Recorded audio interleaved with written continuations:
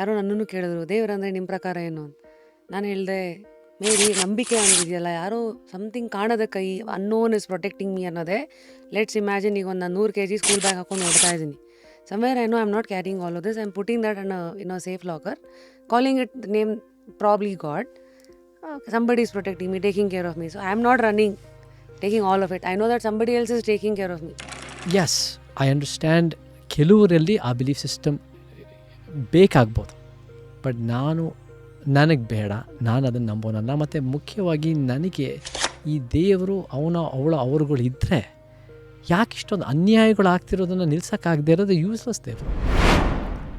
It's kind of an anti human. ಇಷ್ಟೊಂದು ಅನ್ಯಾಯಗಳು ನಡೀತಾ ಇದ್ರೂ ಅದನ್ನು ಸರಿಪಡಿಸೋಕ್ಕಾಗ್ತಾ ಇಲ್ಲ. ಸಣ್ಣ ಮಗಳಿಗೆ ಅತ್ಯಾಚಾರಗಳಾಗತ್ತೆ, ಏನೇನೋ ಆಗಿದಾಗ ಇದು ನಡೀತಾ ಇದ್ದಾಗ ನಮಗೆ 240 ಜನ ಒಂದು ಪ್ಲೇನ್ ಕ್ರ್ಯಾಶ್ನಲ್ಲಿ ಇದೆ.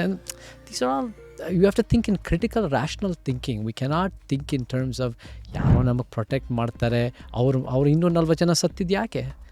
ಅವರೇನು ಪಾಪಿಷ್ಟ? ಅವರೇನು ಕೆಟ್ಟದ್ದು ಮಾಡಿದ್ರ? See, there was some technical failure. You have to ensure that doesn't happen again. ನನ್ನ ಪ್ರಕಾರ ಇಂಥ ಫ್ರೀಕ್ ಆಕ್ಸಿಡೆಂಟ್ಸ್ಗಳಾದಾಗ ದೇವ್ರ ಮೇಲೆ ನಂಬಿಕೆ ಜಾಸ್ತಿ ಪಡೋದಲ್ಲ, ದೇವ್ರನ್ನ ನಂಬೋದು ಕಡಿಮೆ ಆಗಬೇಕು. ಫುಲ್ ವಿಡಿಯೋನ ನೋಡಿ ಆನ್ ರ್ಯಾಪಿಡ್ ರಾಶ್ಮೀಸ್ ಯೂಟ್ಯೂಬ್ ಚಾನಲ್.